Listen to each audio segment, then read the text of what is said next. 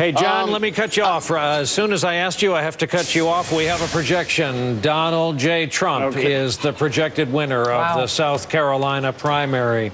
Again, a comparatively low percentage of the raw vote in, but NBC News is projecting that when all of the votes are counted, Donald Trump will win the South Carolina primary. The rest of the race, we've been saying, too close to call, though we've been characterizing it as a three-way race with Rubio and Cruz, Rubio all evening. So there you have it, the check mark next to Trump.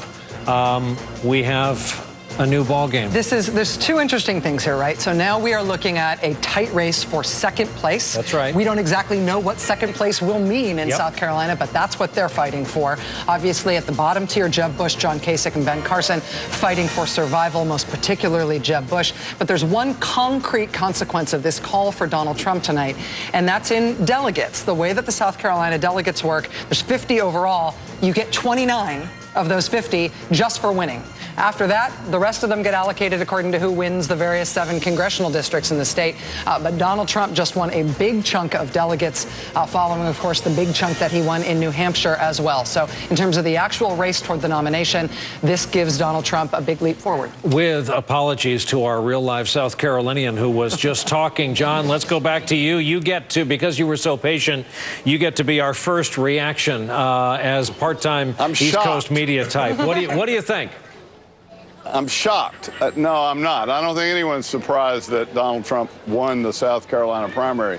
A couple of things. You got to remember that the Republican primary in South Carolina is a pretty white event. I mean, if you ride around and look at polling places, you don't see a lot of people of color. But if you look at these results now, if they were to hold, and Rubio were to really be number 2, here's Rubio, who is a Latino immigrant, son of Latino immigrants. You've got him endorsed by Nikki Haley, who is of Asian descent and our governor. And you've got Tim Scott, the only African-American Republican senator in the United States who was appointed by Nikki Haley. So you got a little rainbow thing going there. So you, in an all-white, not all white, but a largely white primary. Now, next week, of course, we have the Democratic primary, and you can feel the sort of the air coming out of the balloon and the media looking for ways to leave. We only get to do this once every 4 years. With our 9 little electoral votes, you know,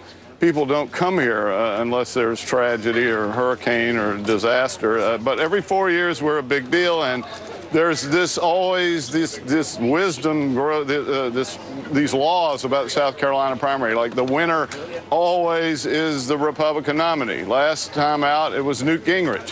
How'd that work out? So I don't know. I sort of feel like the circus is in town.